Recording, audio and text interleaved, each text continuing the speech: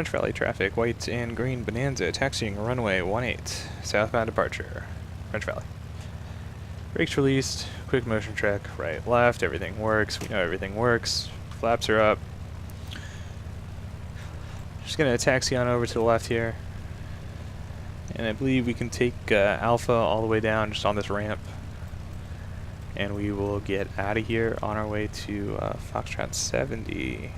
Are we at Foxtrot 70? Let me get my map straight. Lima 78, that's right. We're going to Lima 78 today.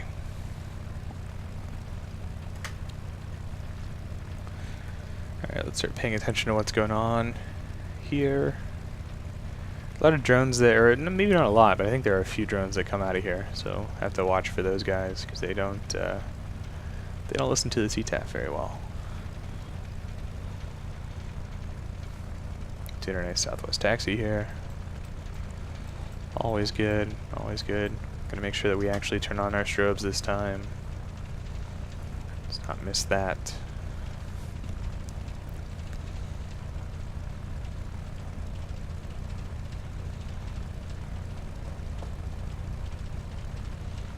I'm going to go ahead and tune COM2 into guard, and once we get up in the air we can go ahead and listen to that. That way we're not just listening to the sound of my terrible voice the whole way.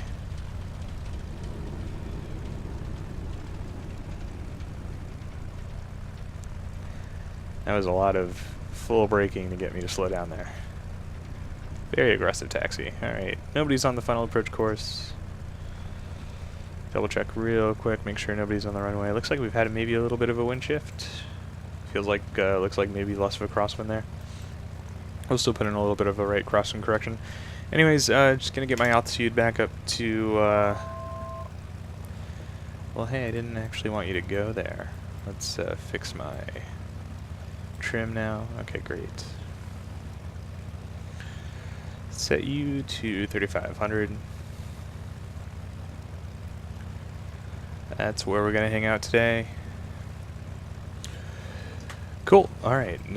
Still nobody there. Still nobody there. Got that guy up there. Not gonna be a problem. So, strobe lights come on. Landing lights come on. We've done our camera, and now comes the action. Mixture goes to full. Prop is already at full. And we will make our way onto the runway here. We're gonna give ourselves all the runway we have. Got 5,900 feet, more than enough.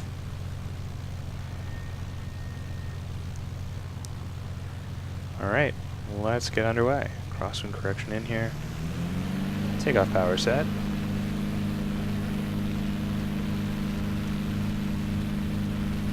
Alright, airspeed's alive. And away we go. Already crabbing into the wind a little bit here. So we're already flying south, so we'll just fly a little bit more westerly here. Positive rate gear comes up. Traffic looks like he is kind of coming my way, so I'm just going to go ahead and give him a wide berth here. Turn left. No reason to point right into traffic. Don't even want to go that way anyways. Right, as we turn out, we're just going to watch that we're maintaining our vertical speed here. We're all trimmed out for the climb, so everything should be good. Engine instruments all look great. Just going to keep an eye on our airspeed here.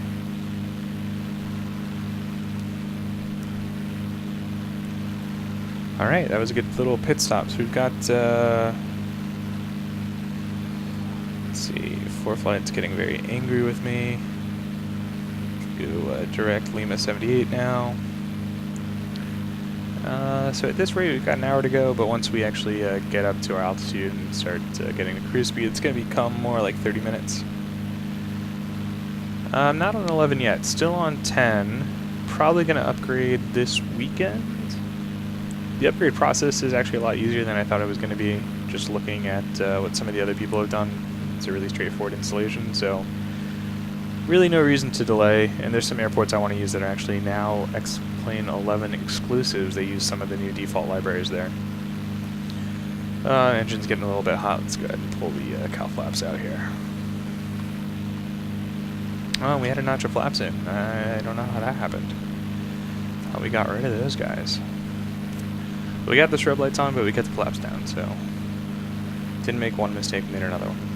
That's fine. That explains why we were so slow climbing out of there. So that's 2,500 feet, 1,000 feet to go. Yeah, I really love the E1000. It's actually one of my favorite planes before I got the Bonanza. So this is the Coronado Bonanza with the Reality Expansion Pack, which really makes a huge difference. Coronado, I mean, pretty looking planes, but generally the aerodynamic characteristics were not amazing. But the Reality Expansion Pack really makes a difference. And so, really digging this plane. And the E1000, before I got this, was definitely my favorite plane by far. A lot of fun to fly. And the systems are really good. You know, if you want to fly all-glass IFR with really solid GPS and just really good systems, E1000 is awesome. And if you don't want to get there in a hurry, the Pipistrel Panthera, also really superbly modeled aircraft, really nice systems, very easy to fly. But for the most part, I like to putt around in this guy. Got big old traffic over there. Actually, no, that's flight of 3. That's not just a very big plane. That's just a flight of 3. Lovely. But yeah, the E1000 is great. It's a lot of fun to fly. I definitely prefer it over the Epic Victory, even though they're relatively similarly performing aircraft. You know, like the jet stuff is fun, but I definitely prefer just sort of the feeling of a turboprop. So yeah, you definitely can't go wrong with the E1000. And I know that I don't know if you know Cat Strader. He's a streamer. Ty Schuff.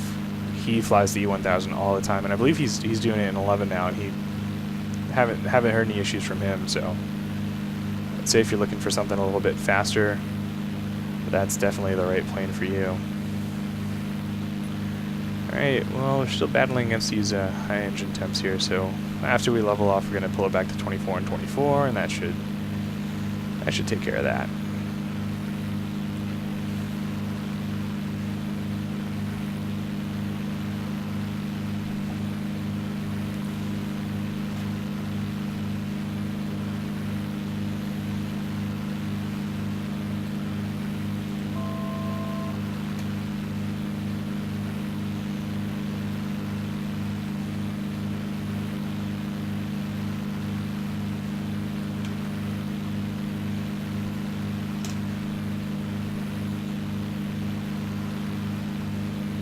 We're going to go over top. We're going to sort of split the difference on this terrain here. It's a little bit faster routing. A little bit more to the left there, airplane. Yeah, no problem. Definitely pop back in. Let me know how it goes. I'm trying to do this more regularly. Less so for the streaming stuff, but more just to keep everything sharp. Going through, I'd gone through some training a while ago, let that lapse during a job transition, and now I'm working on my Part 107 small UAS certification. Gonna take that test this week, get that over with finally. Had to reschedule it a bunch of times. And let's fix the vertical speed here. Let's go back up, please. Thank you much. And we'll arm that this time. Anyway, so yeah, I've been delaying the Part 107 test just from travel and stuff like that. And so now that I finally actually have time to go take that, that's going to happen this week, and then finally I can get back to actual flight training, which is going to be great. Still trying to decide on an instructor in a field based in New England, so I have a decent amount of options. But just trying to find the right one, because I had a couple instructors way long time ago, and like one of them was not so hot, and he ended up actually leaving the flight school right away. And let's see. What was the next? Oh, the next guy was awesome, but he was based out of Chicago, which is not at all where I live. But I was in town doing work in Chicago, and the plan was I was going to do a lot of work in Chicago. I'd be coming back and forth all the time. And then things changed with that, so I only got a couple lessons with him, but that was amazing. Flying out of Chicago Executive, flying right under the Bravo shelf, watching big airplanes coming on approach to O'Hare Midway. A lot of fun. A lot of fun. Providence Airspace, where I fly, not bad, but really can't beat that stuff.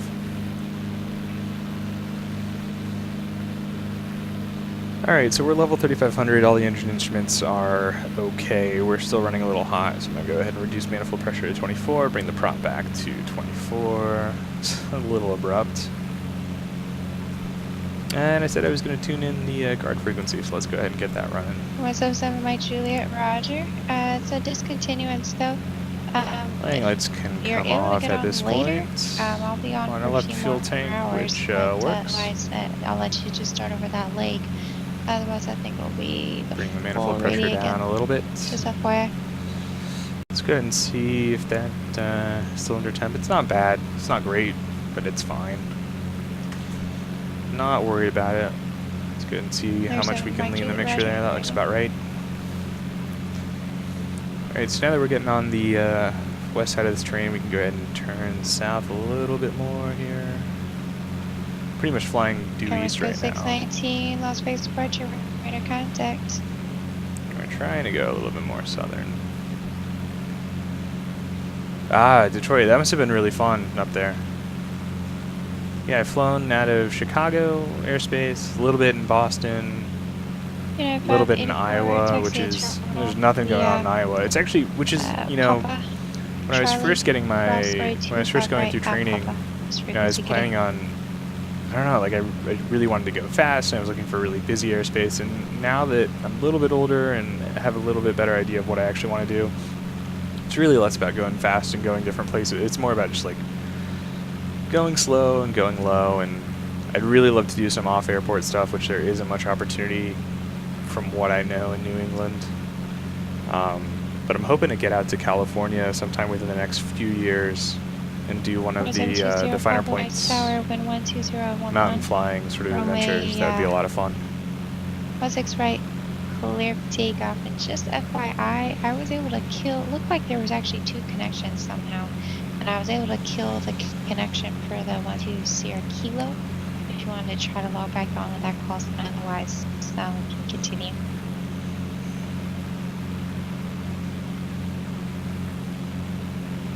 No problem.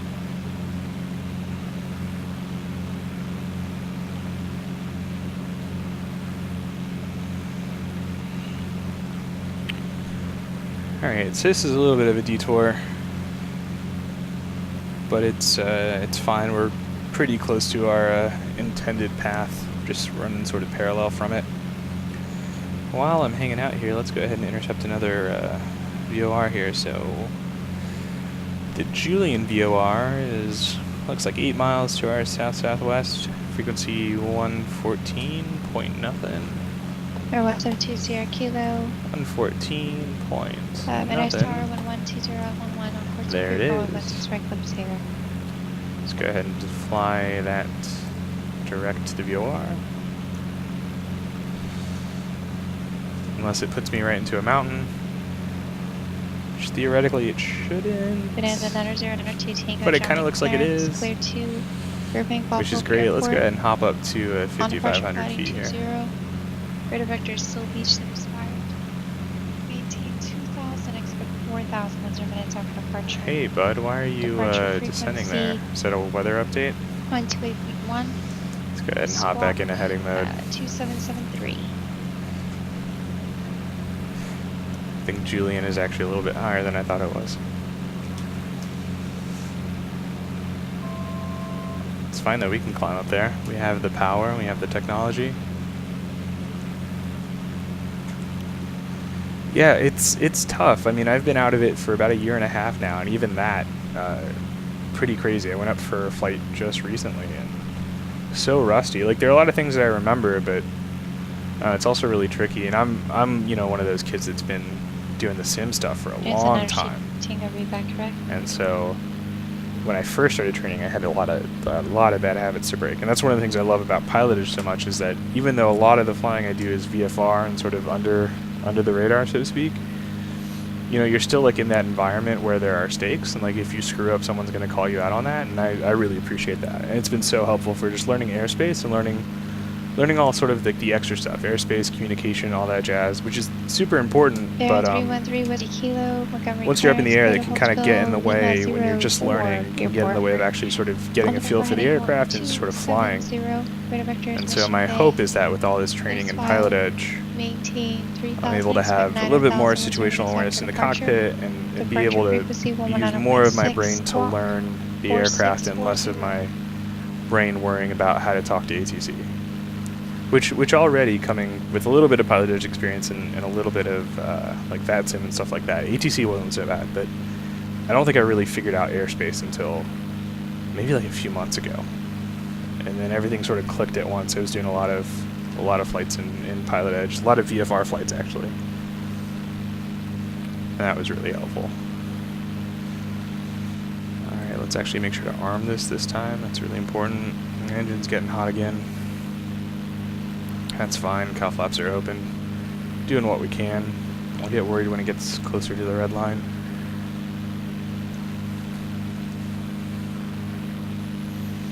Alright, I'm willing to give Julian another shot now.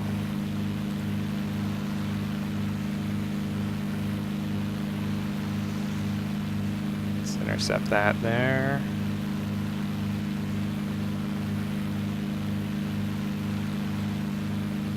Does it, yeah, PilotEdge is really interesting. It's, I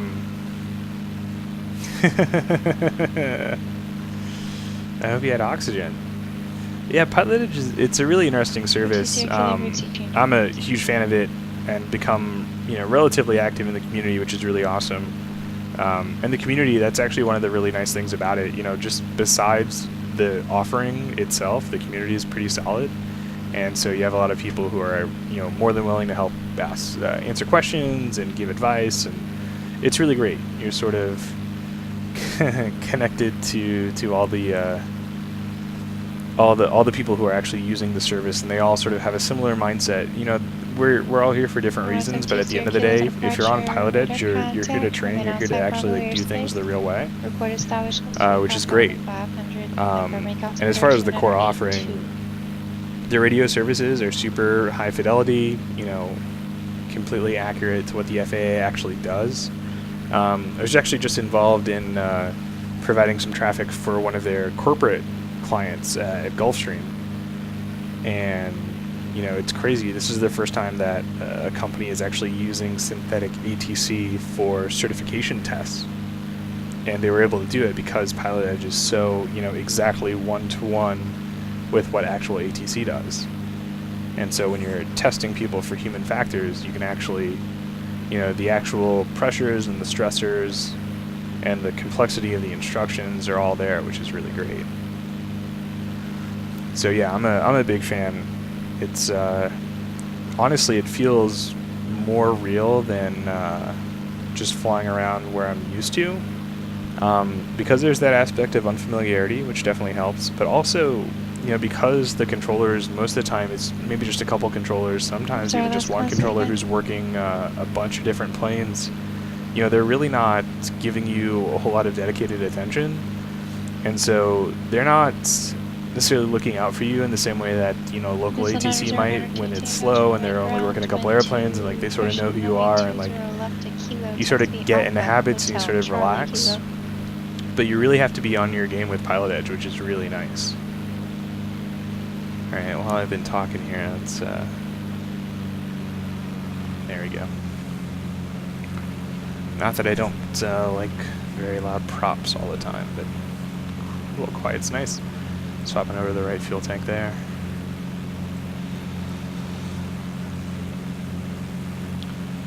But yeah, PilotEdge is great, and so I subscribe to the Western Expansion Area too, which is really awesome. So the Los Angeles airspace, super dense, super complex, super crazy to fly into, but a lot of fun. And then out west, you have just a huge diversity of types of airports, from, you know, Salt Lake City and Denver to really small ones. Fly to Aspen all the time, love Aspen. There's a tiny little one, I think Lima Roscoe 20, or 619, maybe contact Los Angeles Center maybe I'm now, yeah, no, I think 133.55 it's Lima to higher 20. target. It's Ranger Creek.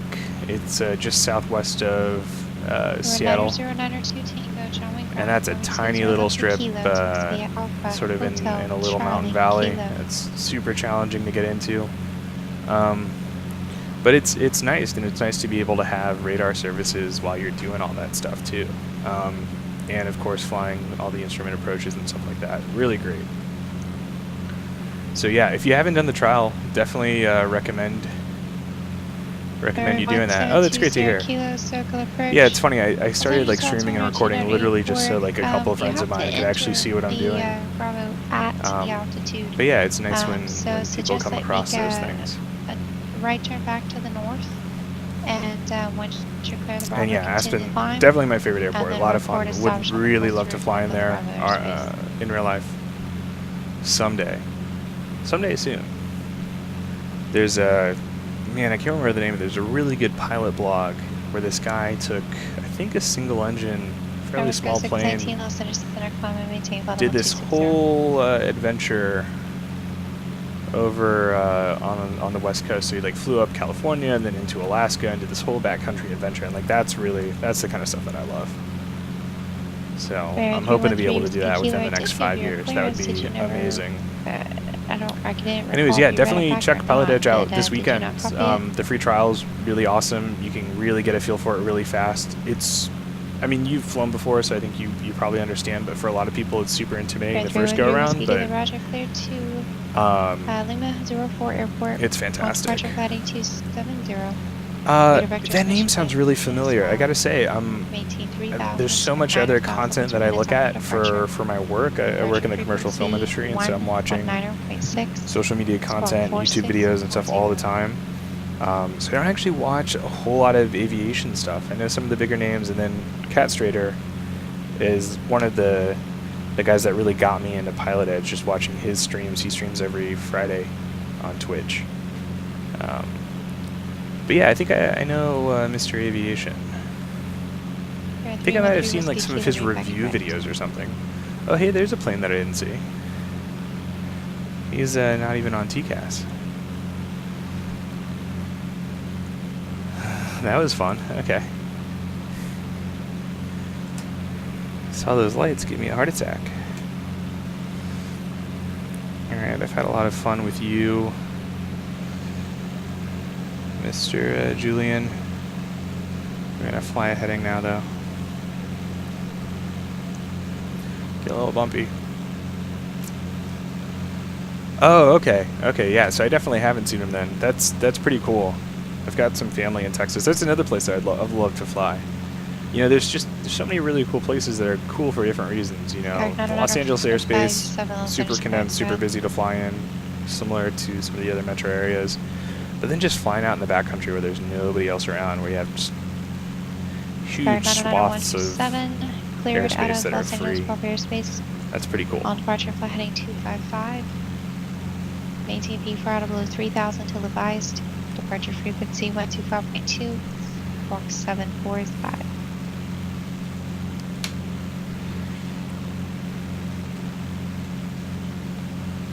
You're 157. Exactly. Negative. You know, Chicago, it's beautiful, but like, especially like if you're ostensibly like pilot in command, if it's your airplane, like you are not necessarily paying attention to the scenery.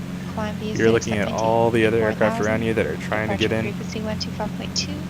But that was a lot of fun because then you had all those big airplanes, and you also had like little tiny Falcons and other little jets coming into the executive airport. And it's crazy because you're not talking to anyone in Chicago. You're talking to the executive tower, but that's it. Other than that, you're on Unicom Freak.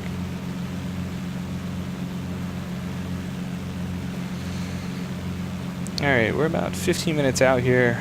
We've strayed a little further east than I'd want to. But we're nice and high now, so I'm going to go ahead and start cheating on over to the right here. Make more of a direct course here. 1720 Kilo, you understand that the coastal altitude's 5,500, correct? Alright, so we're going to Lima 78. CTAP's going to be 22.9. Go ahead. Probably going to need to make another turn. Dial that in. Bravo airspace. Report 5,500, establish I went the long way around on this guy. Here we go. Excellent.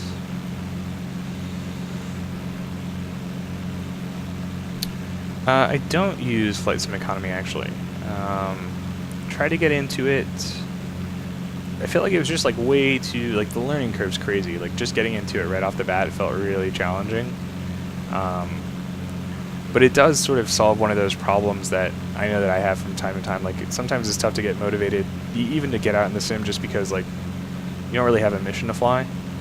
And so it is really nice to have sort of a reason to do this. But yeah, I know a lot of people that really love it, and there's actually like a whole like sub community in PilotEdge that flies on FS economy. And there is talk, although I'm pretty sure it's not going to happen because it's coming from someone outside the community, sort of. But I think there's someone who wants to build sort of an FS economy that's built for PilotEdge, because I know a lot of the PilotEdge guys are super into it. 240 contact velocity center 134. Correction 126.35. Velocity center 126.35. Well, this isn't like a great terrain sitch. I could get higher. Kind of enjoying flying low, although I should really check my chart and see. I'm sure this is like a protected area. We're high enough.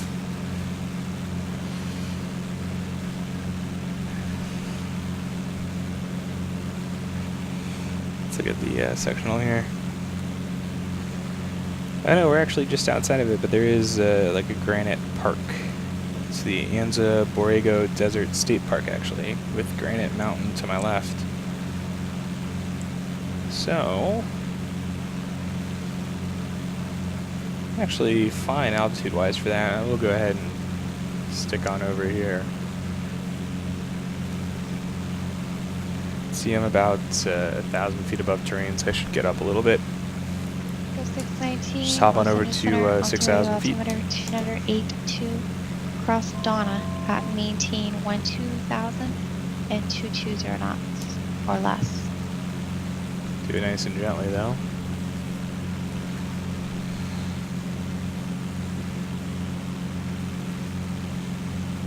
And maybe not quite so gently. Let's go ahead and prop full here.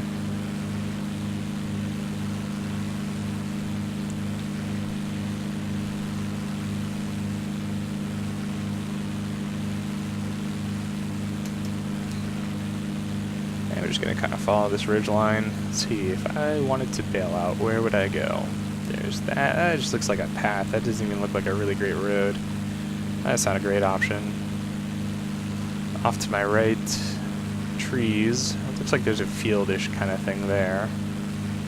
Really don't have a lot of altitude though, which is not ideal.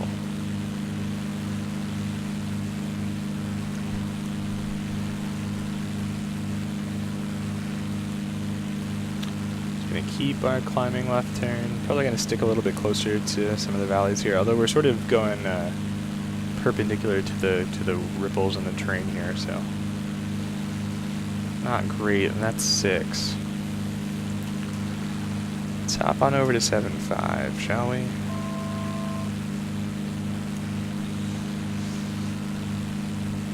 Why not? Just gives me a little bit more options here, although, man, the options here are really limited. And now we are back to default X-plane. Yeah, you can see the difference there. Ortho versus default. Default's not bad. But the ortho stuff is definitely really cool to have. It's really intimidating at first. I think it took me a couple months before I sat down, tried to do ortho a couple times, just looked at all the stuff and was like, yeah, I don't know if this is for me. I don't know if I am going to get enough benefit out of it. But did a little bit of testing, took an entire weekend to build everything, just let it sit and download and build for 48 hours, and then bingo bingo bongo, 1 terabyte of ortho covering SoCal and New England. Fills up a hard drive fast. It's got a dedicated hard drive to it right now, and that's really what it takes. Gonna nose down a little bit before I stall out the aircraft. That would be very embarrassing.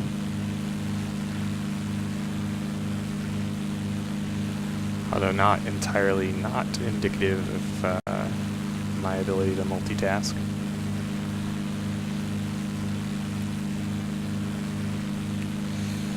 So let's see here. We're basically flying direct to Mount Laguna, which is at 6,700. We're going to be at 7.5, so that's not going to be a problem. Oh yeah, John Fly is pretty cool. Yeah, he's on P, I believe.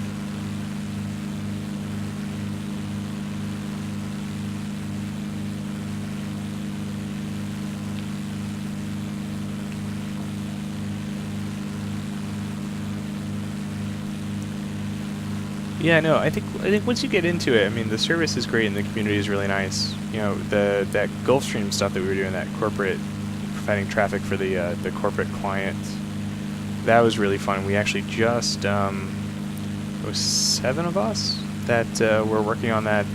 Well, I say working on that project. We were just hanging out and flying planes in New York and LAX area. But we got to go down to Gulfstream and actually visit the main plant and get some sim time in, which was really dope. So not that that's indicative of everyone's community experience with PilotEdge, but that's been mine so far, and that was pretty cool. That was a pretty amazing experience. And I think they're going to be able to talk more about that. They've shared a little tiny bit of that publicly, but pretty soon they're actually going to be able to do like a full press release, which is going to be awesome. There's going to be a Wired article about it. Really, really cool stuff. So I guess that's the other thing that I really like about PilotEdge. Like, it definitely, the service itself feels like it's from the future. It is definitely the future of flight training in a lot of ways. Alright, so we're pushing 24 here. Gonna go ahead and lower that down. Should be able to cut back on the mixture quite a bit here. And not as much as I'd think, but it's fine. Pretty much even on fuel. Gonna go ahead and switch it again over to the left before I forget, as I always do. Oh yeah, no, this is miles and away better than VATSIM. I mean, VATSIM's great. I think the events are really nice and the traffic density is nice, but it's just a different type of person that flies on PilotEdge, which makes a difference. And the controlling is just by far and away, you know, the accuracy. They use all the SOPs from the FAA that they acquired directly from the FAA, and that's how they do their training. And Keith, the guy who manages everything and runs the ship, he just does an amazing job with their training program and just getting everything. Oh my goodness, is my gear down? That is. I almost didn't want to call that out. That's hugely embarrassing. That's the reason I was getting terrible climb performance. I wonder if my button doesn't work. Let's see here.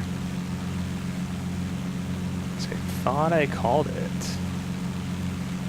Okay, yeah, that switch, no bueno right now. Oh well. I'm not going to talk about that. That's going to be cut out from the edits afterwards. And here I thought I just screwed up my flaps on the departure.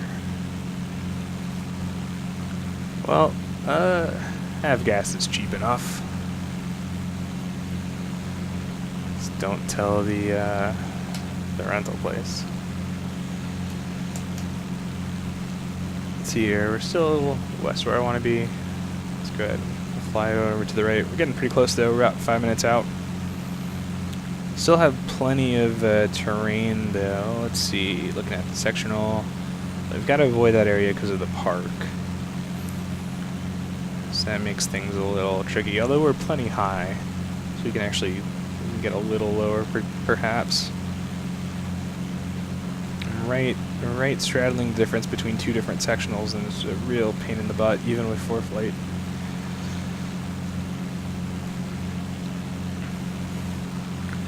So let's see, is Lima 78 reporting any weather? Of course not. Nearby weather, 290, 14 knots, 29080, 190, 8 knots, 2974, Wind's calm. Okay, so wind's coming out of the east-ish, or the west-ish rather.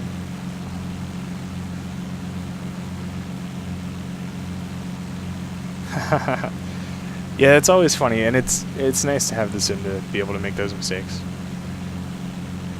Actually, that's the one thing about this plane I still haven't gotten a proper checklist for. I've got a digital checklist, but swapping back and forth between the checklist and the ForeFlight's not the greatest thing in the world, so I have some printed checklists coming for me, which is going to be really, really nice. Trying to do that for all the planes that I like to fly in the sim just helps me actually practice the flows, because otherwise I'll just get really lax about the checklist, and that's not the right attitude I want to have. Alright, so winds are coming out of the west here. The field is east to west, I believe. Yeah, so it's 07 and 25, so we're going to be landing 25 for sure. 25 is going to be your right-hand traffic, which makes sense, because if you flew left-hand traffic, you would get into Mexico.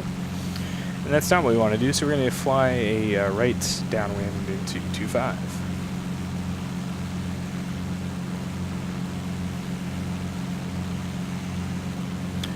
And we're about 11 miles out, so we can go ahead and start making calls here. So, 12290, CTAF. And I'm going to butcher this name. I think it's Jacumba. Jacumba traffic, you got a white and green Bonanza 10 miles to the north-northwest of the field to land 25. We're going to make a right downwind, Jacumba.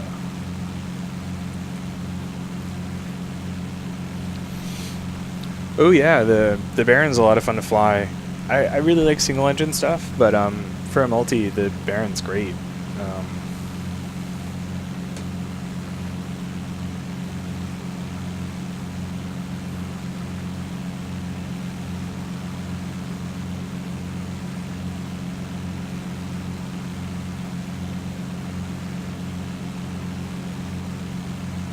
It's also just like a really pretty looking plane. Yeah, for a while, way back when, sort of like in my second round of flight sim, because I've had like 3 sort of periods of my life where I've been pretty into simming. During that second one, I was really into the Baron, the 58. The Baron and the King Air. King Air, the 350, that was a lot of fun to fly too. Here come the bumps. And I'm going to hand fly this all the way down. Oh, here come the clouds too. Alright, well, let's pretend I'm not instrument rated. Let's do an emergency 180, get out of that shit.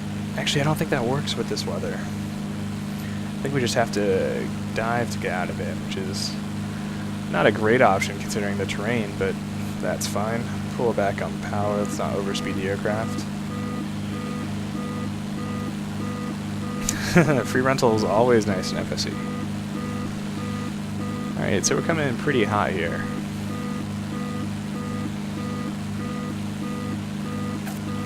No, I'm flying VFR. That's another fun thing about simming, is just, you know, you'll just get, boom, weather update, IMC.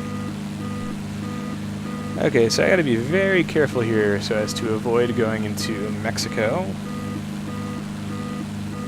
Let's see, the field should be down there somewhere. Ah, that's it right there. It's a longer runway than I remember. It's great. Alright, so I'm going to tune in, put in 250 and my course knob here, and then we're going to fly the reciprocal, which is 70 degrees. And infernal beeping will go away eventually at some point.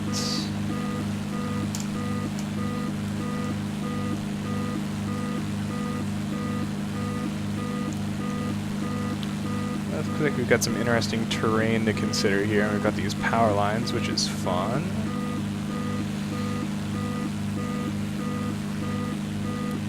Let's see if I can put in a little bit more power and make that beeping go away.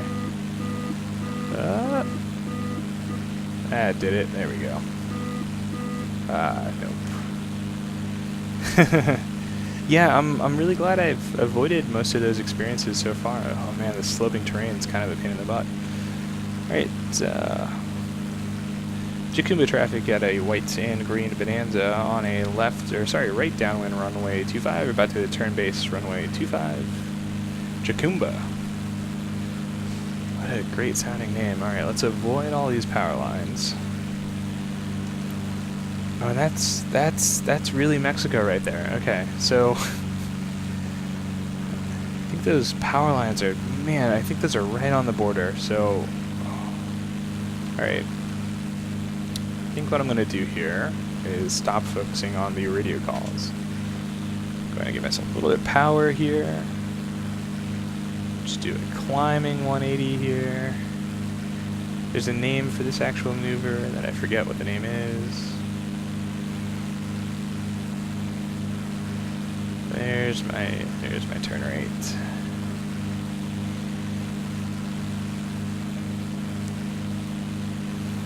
I'll just call the final. There's nobody else out here, is there? I will put my gear down for real this time. Go ahead and pop my landing lights on a little bit late.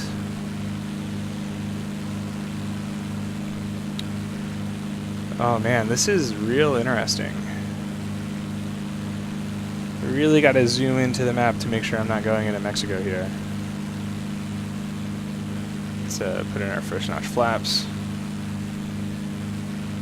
Yeah, and those power lines are accurately represented. Those are a real pain in the butt.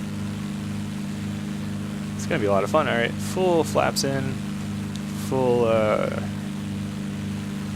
prop, full mixture, quick gumps check, gear, undercarriage, mixture, prop, seat belt.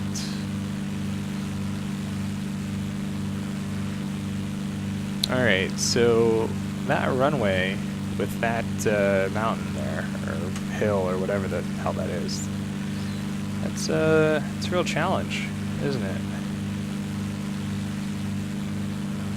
It looks fun enough, though. Alright, so let's just keep 90 knots as best as possible. Oh yeah, we're fine, okay. A little bit of traffic over there? Yeah, that's just terrain drawing in or something. Alright, so we'll do... So I guess I'll call a 1 mile final here. So Jacumba traffic, got a white and green Bonanza, short final, runway 25, Jacumba.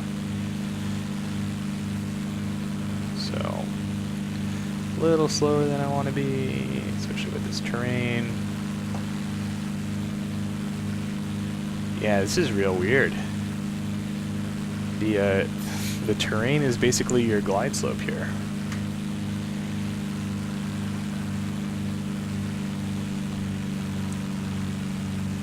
I need to read the AFD. I wonder if you're even supposed to come in. So I'm just going to do a low approach here. Jacumba traffic, white and green Bonanza going around. We're going to come into circle for runway 07 full stop. Runway 7, Jacumba. Yeah, let's do that. Looks like we have a straight crosswind from the right, going to be on our left, so we'll make a right-hand circle here. Or from our left, going to be on our right, rather. That's fine with me. This is a lot of fun, though. Let's go ahead and put up 1 notch of flaps here.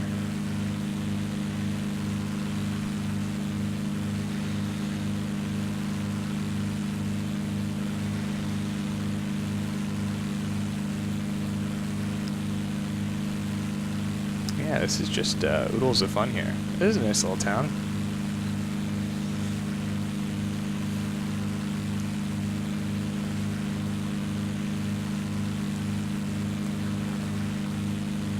Yeah, we're not even that high up, and my engine performance is kind of garbage. Alright, let's try and do this again. Jacumba traffic, white and green Bonanza, turning short final runway 7, Jacumba. I knew this wasn't going to go great, but this is a much more sane approach. Still high and fast, but why not? Alright, so we should be crabbing to the right here, which we are. Looks like a pretty stiff crosswind too. You know what, I wonder, I bet what it is X Enviro. is giving me like not upper level winds, but like mid level winds, because there's no actual METAR for this station. That just doesn't exist.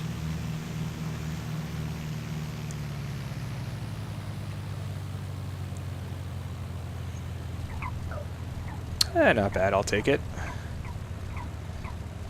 Aerodynamic braking, a little bit of crosswind correction in here, a little bit more.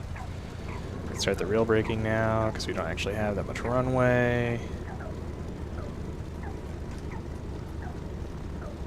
Oh, technically off the runway. It's bad form. Did not want to stop, though. Alright, braking action. Poor. I've got a crappy little Cytec. Well, it's not crappy. It's like the Cessna edition. It's supposed to be nice. Got the Cytec yoke and a Cytec throttle quadrant. Have a little Cytec multi-panel that covers like autopilot and trim. And then I have a GoFlight radio panel that honestly feels like it's good for nothing sometimes. But yeah, I gotta update the Twitch description. I don't know if really anything's changed super much, but I've got a few things that are a little different. Alright, well, I was really happy with that landing until we went off the runway, but IRL, this whole field's all gravel here, so I don't feel too bad. Anyways, let's go ahead and park. That was a nice little adventure for this evening. Alright, parking brake set. Flaps are going to come up here. Let's keep the engine up a little bit. Alright, flaps are up. Landing lights come off. Taxi lights come off. Strobes are off. Nav lights can also come off. Avionics, goodbye. Alright.